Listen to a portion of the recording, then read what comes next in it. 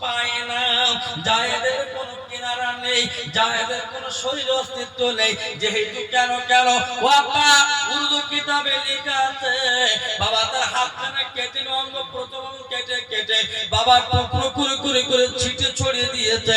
জায়েদের জানাজা হলো না। আরে উম্মে আম্মারা কেঁদে এইবার ঘুমিয়ে পড়েছে। হঠাৎ করে ঘুমখানা ভেঙে গেল। জায়েদের মা উঠে বসে পড়ল।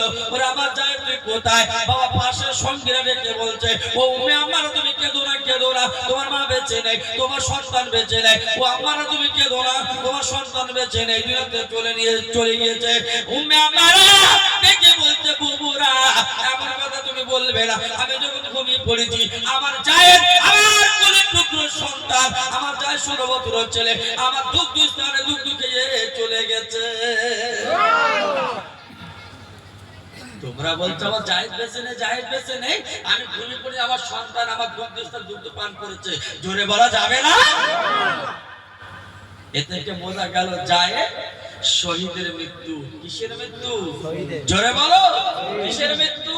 যে দুগ্ধ খেলো। মা ডেকে বলছে, ও বুবুরা, ও মদিনার মেয়েরা, ও মদিনার ছেলেরা, তোমরা বলতো আমার জায়েদের কথা।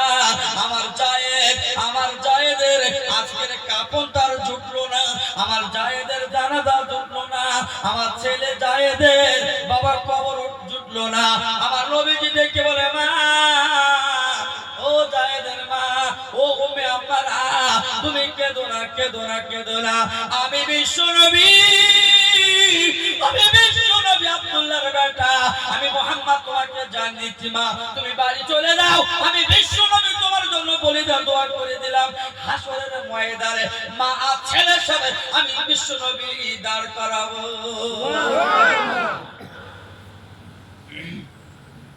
কি গো মুসলমান, কি করলে, কি জীবন গড়ালে? আজকে রে মার সাথে 6 মাস দেখা না, মার সঙ্গে কথা হয় না, বাপের সাথে কথা হয় না, বড় ভাইয়ের সঙ্গে কথা হয় না। ওটা আমি একাই 100।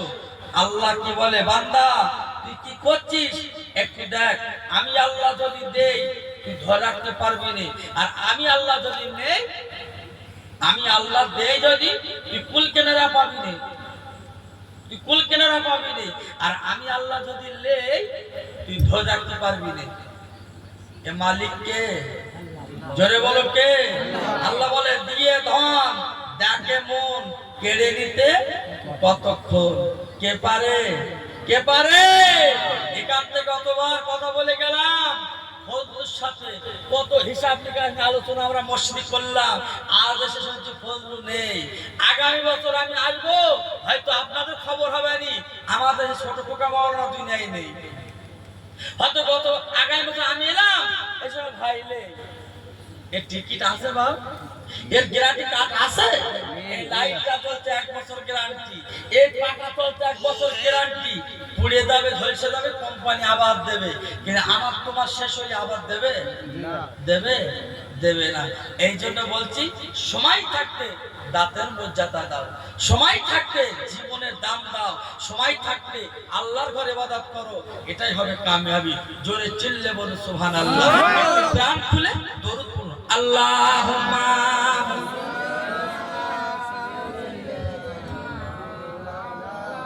নবী কানে শুনি, চোখে দেখি না, আই খোদা পাক দেখা দাও না তোমার দয়াময়। সে যে আমার দিনের নবী, সে যে আমার মায়ার নবী, তোমরা চেনো না। ওই নবীর নামে দরুদ পড়ে চলো মদিনায়, আল্লাহুম্মা।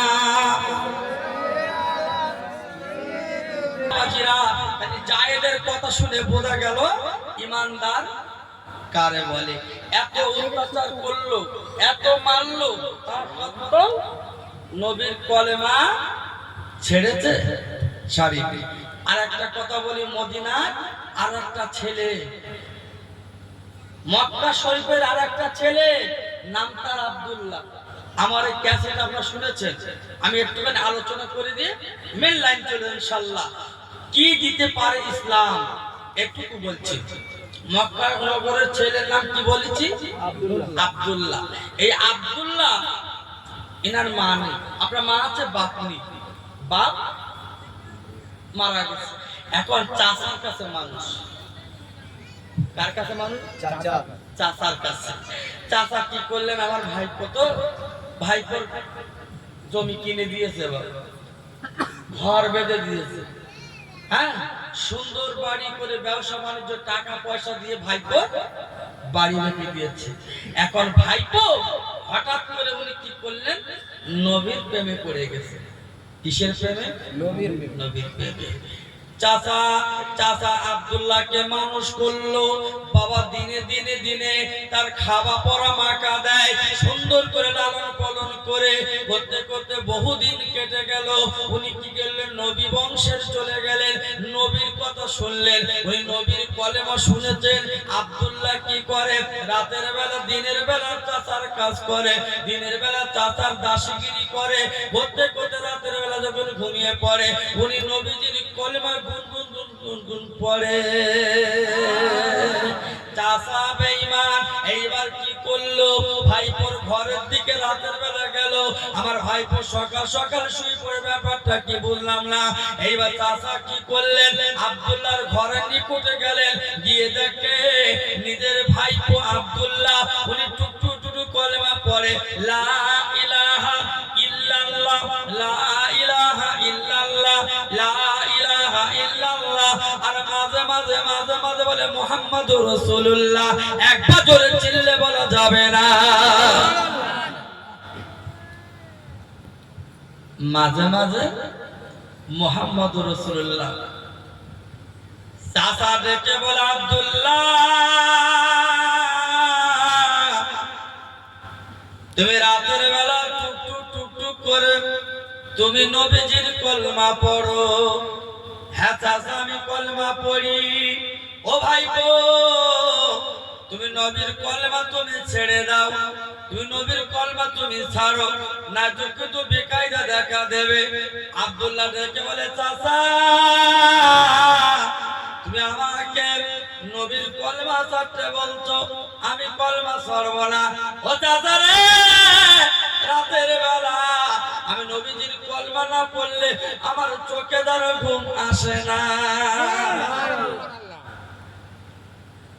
চাচা আমি নবীজির কলমা না পড়লে আমার চোখে ঘুম আসে না। ভাইপো আব্দুল্লাহ তুমি কলমা ছাড়ো, নাই তো তোমার আমি ভিটে থেকে তাইকে করে দেবো। চাচা তুমি যদি আমার তাড়িয়ে দাও আমি নবীর কলমা ছাড়ব না। ভাইপো এখন সময় দিচ্ছি, কলমা তুমি ছেড়ে দাও। আমি টিকা কথা বলছি, কিতাবে পেয়েছি তাই বলছি, এটা আনকমন গল্প না, কিতাবে পেয়েছি বলছি, এ আমার আপনার গল্প না। এখন আব্দুল্লাহ দেখো, চাচা তুমি আমার যত সুযোগ দাও না কেন আমি কিন্তু কলমা ছাড়বো না। বলছি ভাইপো তোমার সুযোগ দিচ্ছি, তুমি কলমা ছাড়ো, এত তোমার সময় সম্পদ সব ছেড়ে দিতে হবে। চাচা আমি রাজি। আব্দুল্লাহ তাহলে তুমি আমার ঘরখানা ছেড়ে দাও। ও চাচা এই নাও তোমার চাবি।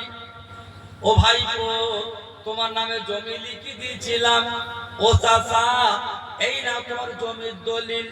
চাচা রে, ও চাচা রে, তুমি যত সম্পদ অর্থ নয়তো যা দিয়েছো আমি সব তোমার দিয়ে দিলাম। আহারে বেঈমান দেখে বলে, ভাইপো রে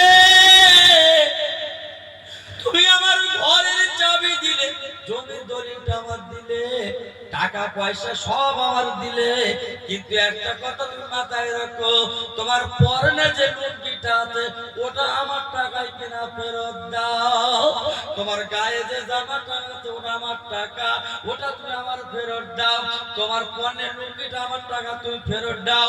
এইবার আব্দুল্লাহ তুমি কি করলেন, গায়ের জামাটা খুলে দিলে, চাচা এই নাও। পরনের লুঙ্গি কানা খুলে বাবা চাচার হাতে তুলে দিল। ও চাচা তুমি এই নাও, আমি নবীর কলমা ছাড়ব না।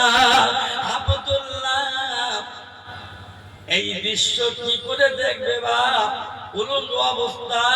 এইবার টুক টুক টুক করে এগিয়ে চলে গেলেন মদিনার শহরে। মা জননী ঘরের ভিতরে রয়েছে। আব্দুল্লাহ নিখোঁজ হয়েছে বহুদিন আগে। এবার মা জননী, মা ও মা,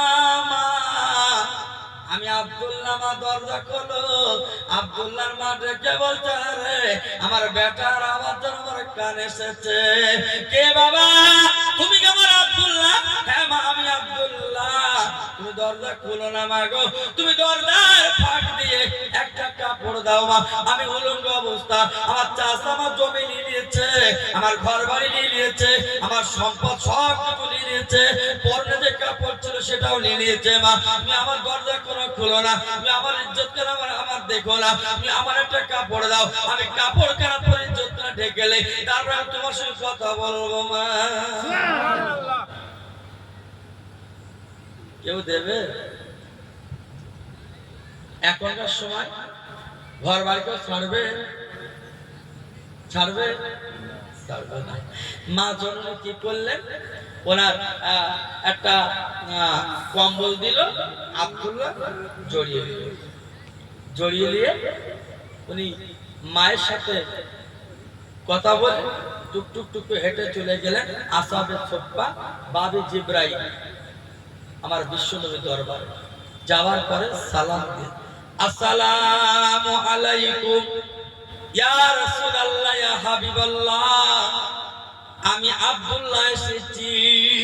আমার নবীজি কি করলেন, বাবা আওয়াজ শুনে ওনার সঙ্গে কথা বললেন। বাবা ছেলে তোমার বাড়ি কোথায়? বলে আমার বাড়ি মক্কা নগরে। চাচা আমার ঘর বাড়ি সব কিছু বেঁধে দিয়েছিল, আমি নবীজির কলেমা পড়েছি বলে আমার ঘর বাড়ি সব ফেরত নিয়েছে, টাকা পয়সা সব নিয়ে নিয়েছে নবী। আমার পনেরো কাপড় ছিল, এই কাপড়টাও খুলে নিয়েছে। ও দিনের নবী, মধুর নবী রে, আমার মনের কষ্ট বেদনার কথা আমি কার সাথে বলবো? আমার চাচা এত অত্যাচার করেছে, গায়ের জামাটা নিয়ে নিয়েছে, পরনের কাপড়টা খুলে নিয়েছে। আমি মায়ের কাছে কোন ক্রমে আপনার কম্বল চেয়ে আমি ইজ্জত করে ঢেকে আমি তোমার কাছে এসেছি। আমার নবী বলে, ও আব্দুল্লাহ, তোমার এত কষ্ট হয়েছে বাপ, তুমি এত কষ্টের পরে তুমি আজকে কলমা ছাড়লি। ওই আব্দুল্লাহ, আমি তোর জন্য কি দেবো রে? আমি তোর জন্য কি ফজিলত দেবো? আমি তোর হাতে কি হাদিয়া দেবো? দেবার মতো আমার কিছু নেই। তবে শুনে রেখে দাও, আল্লাহ তোমার মৃত্যু যখন দেবে, শহীদের মৃত্যু দেবে, আর তোমার মৃত্যুটা হবে জ্বরে মৃত্যু। একবার জোরে চিল্লে বলা যাবে না। আব্দুল্লাহ, আমি তোমার কিছু দিতে পারবো না, আমার তেমন কিছু নেই, আমি তোমার সেটা দেব। তবে আমি তোমার দোয়া করি, আল্লাহ তোমার শহীদের মৃত্যু দেন, তুমি জান্নাতি। জোরে বলো সুবহানাল্লাহ। কিছুদিন কেটে গেল, আব্দুল্লাহ মৃত্যু বিছানায়। আব্দুল্লাহ মৃত্যু বিছানায়। সাহাবীরা রাসূলের দরবারে চলে গেলেন, ইয়া রাসূলুল্লাহ, বিশ্বনবী, আপনার যে সাহাবী আব্দুল্লাহ আজকে উনি জ্বরে আক্রান্ত, উনি মৃত্যু বিছানায়। আল্লাহ রাসূল চলে গেলেন আব্দুল্লাহর কাছে। আব্দুল্লাহ কথা বলো। আব্দুল্লাহ, তোমার শরীরের অবস্থাটা কেমন? বলে, নবী গো, আমার শরীরটা যেন খুব ভালো না। আপনি এসেছেন, আমার মনটা খুব চাঙ্গা হয়েছে নবী। আমি হয়তো দুনিয়ায় বাঁচবো না, আমি হয়তো দুনিয়ার আর থাকবো না, চলে যাব। আমার বিশ্ব নবী ডেকে, আব্দুল্লাহ, আমি তোমার জন্য দোয়া করি, আল্লাহ তোমার জান্নাতি করবে। এই বলে আমার নবীজি যে দোয়াটা করলো, আব্দুল্লাহ কিছুদিন পরে মারা গেল, জ্বরে মারা গেল। আমার নবীজি নিজে হাতে ওই আব্দুল্লাহকে সবকিছু করে দিল, কাপড় সবকিছু করে দিল। বাবা আমার নবীজি দোয়া করে দিলেন, আব্দুল্লাহ তুই জান্নাতি। আহারে কেমন মৃত্যু দেখুন, কি এমন জীবন তৈরি করেছিল। নবীর সঙ্গে মন মেনে গেল, রাসূলের সঙ্গে মনটা মেনে গেল। আর আমি আপনি মুসলমান, আজকের এই দুনিয়ার জমিনে ঈমানটা যারা টলমল করছে।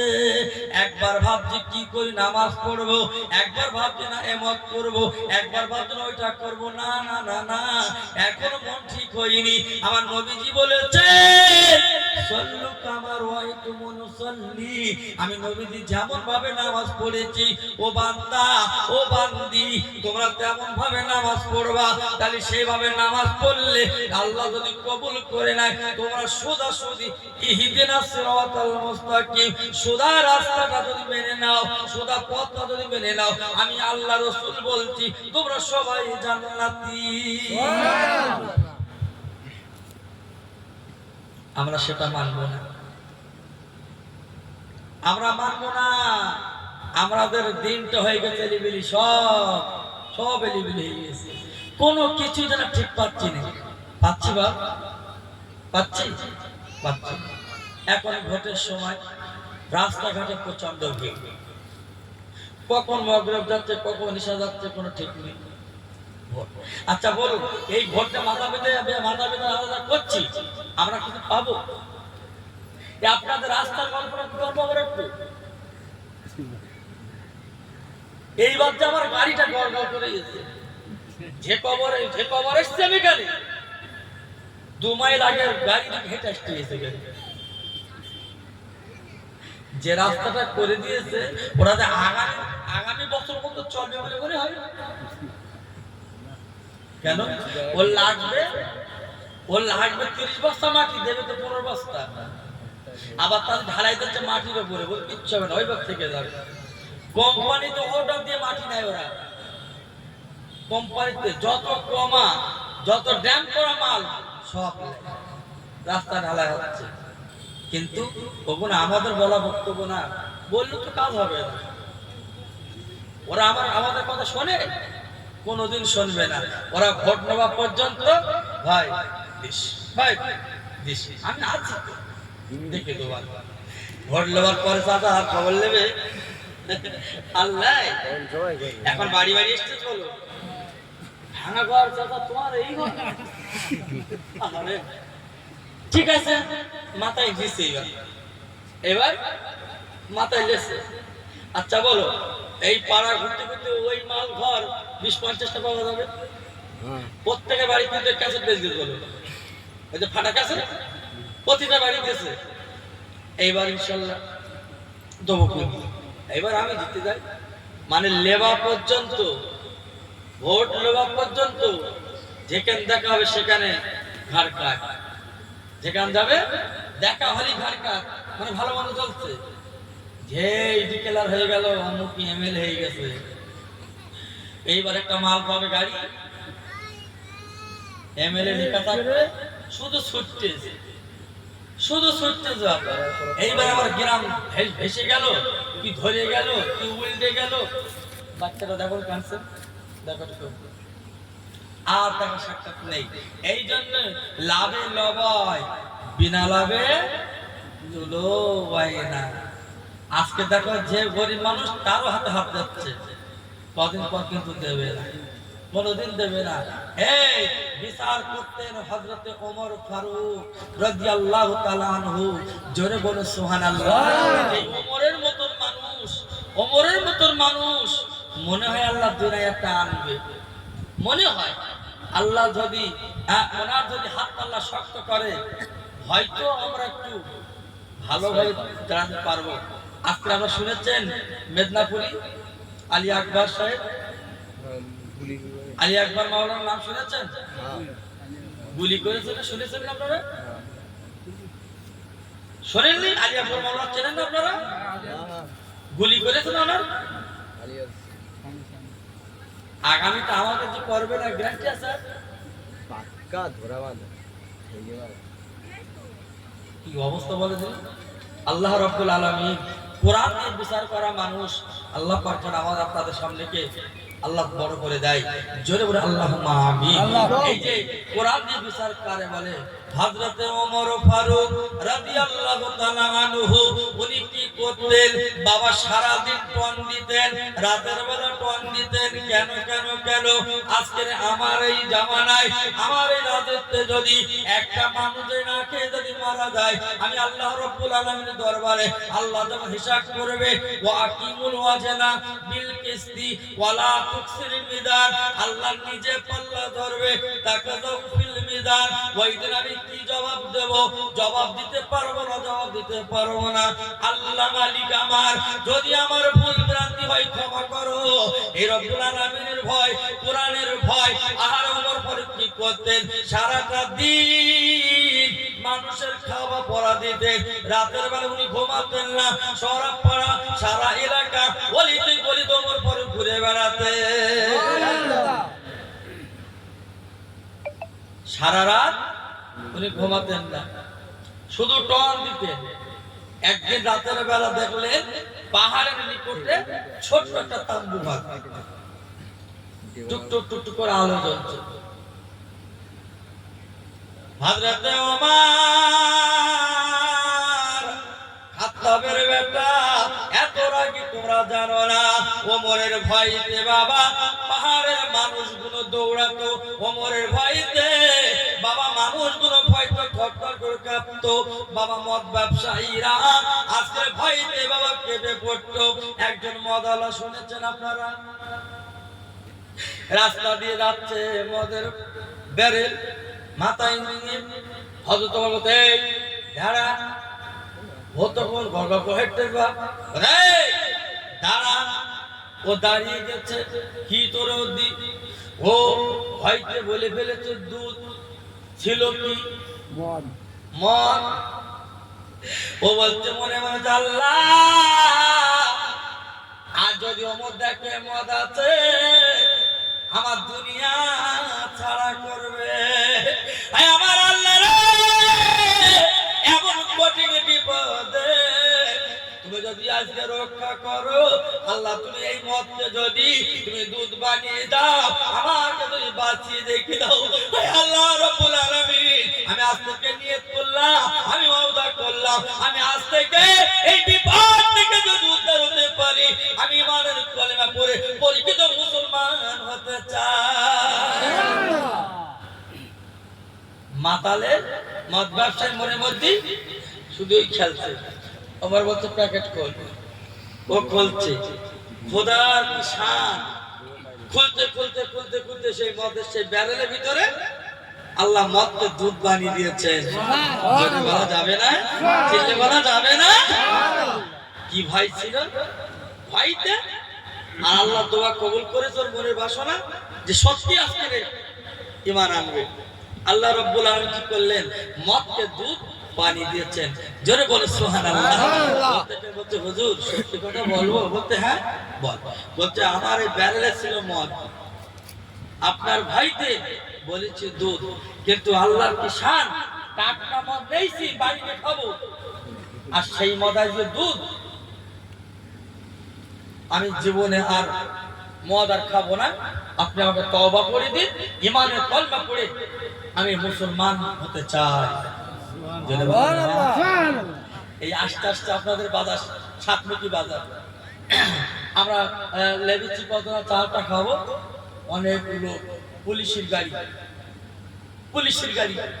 হারা কি হলো, কি ব্যাপার দাঁড়িয়ে গেছি বা দেখি সেই একজনের ঘরে মদ, এ বড় বড় ব্যারেল, একটা বাক্স পেটি, পুলিশ দু চারজন পুলিশ লেচ্ছে কাঁধে করে গাড়ি চলছে, লেয় আর তোলে, লোক সব দাঁড়িয়ে দেখছে, আমি দেখছি, আমি দেখে বুঝতে পারিস তো দেখেন পথে চল, আমরা বুঝি নেই। পাশে গেল, দাদা কি খবর নেই, একটু ঘাদে ঠিক করে নিচ্ছি। বলছে ভাই মদ ব্যবসায়ী বোধহয় ইনফরমার গেছে, সব লেচ্ছে। এত শাসকি বাজারে, এই আপনার রাস্তায় ঢুকলাম বাজার থেকে, পেটি পেটি মদ, সেই ওখানে বসার জায়গা নেই, আর পুলিশ গাড়িতে বসবে, ওদের গাড়িতে জায়গা নেই। শেষ বেলা থেকে একটা বড় বস্তা, ওর মধ্যে সব বোতল, ওই মারলে স্টেজে। আমার তো এ তো কালকে ছেড়ে দেবেনি, 50 লাখ টাকা মারলি দিয়ে দেবে, আবার 2-5 প্লেট এরাও নেবে, তারা একটু বসে খাওয়ার আছে না। ধোকাবাজ পুলিশ নেই, ওরা তো ওই করে বেড়ায়, কথা বলে না। ওর থেকে একটা পুলিশ এসে আমার সালাম দিলেন, সালাম দিলাম, উত্তর দিলাম, বলছে ভাই আপনারা চলে যান, রাস্তায় মুশকিল দেখা দেবে, যদি আমাদের ওপরে মহলে পুলিশ আসা বিপদ দেখা দেবে, আপনারা যান। আজ পুলিশের কথা তো অমান্য করা যাবে না, সম্মানীয় আইনদাতা ছাড়া আমরা এগিয়ে এলাম। কি ব্যাপার? পুলিশ মদের ব্যবসা, মার্কেটের উপরে মদের কাউন্টার হয়ে যাচ্ছে, লাইসেন্স দিচ্ছে কে? কথা বলো, সরকার। লাভ পাচ্ছে, তোমার লাভ খাতে গিয়ে আমার জনগণ শেষ হচ্ছে, তোমার সে হুঁশিয়ার আছে?